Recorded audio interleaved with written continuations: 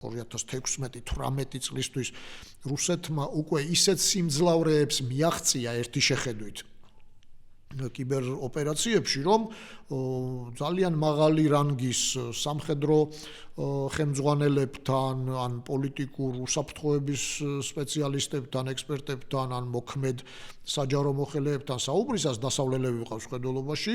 ისინი სერიოზულ შეშფოთებას გამოხატავდნენ, მე პირადად რაც მაქვს მოსმენილი, რომ რუსეთის კიბერ ოპერაციებს სამწუხაროდ მათ ჯერ ვერაფერი ვერ მოუფიქრეს, იმიტომ რომ რუსეთი უკრაინის პირველი ომის მერე გასცდა უკვე აი ამ კინეტიკურ სფეროს და იქ ევროპის, ამერიკის არჩევნებში ისეთი კოგნიტიური ოპერაციები ჩაატარა, რამაც დიდწილად ძალიან დიდი საფრთხე შეუქმნა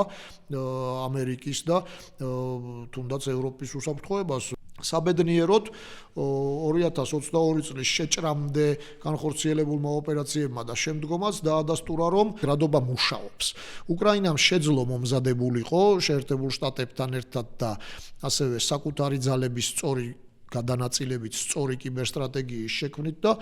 ახლა ვხედავთ, რომ რუსული კიბეროპერაციები არა იმიტომ, რომ მათ არ უცდიათ, მათ ცადეს და ძალიან ძლავრი მალვეარები გამოიყენეს 2022 წლიდან, თუმცა ვერ შეძლეს ვერც უკრაინელი ხალხის ნებისყოფის გატეხვა და აი ტერორიზება იმ თვალსაზრისით, რომ დაწყებულიყო მოქმედება კაპიტულაციისკენ მოწოდებები, ვერ მოახერხეს ვერც მეხუთე კოლონის ფორმირება, ის რაც შეძლეს ყირიმში, სხვათა შორის მწვანე კაცუნების პარალელურად და ვერ შეძლეს თავის თავაცხადია, რაც მოსალოდნელიც იყო უკრაინული სამხედრო მანქანის სამხედრო პოტენციალის შემცირება.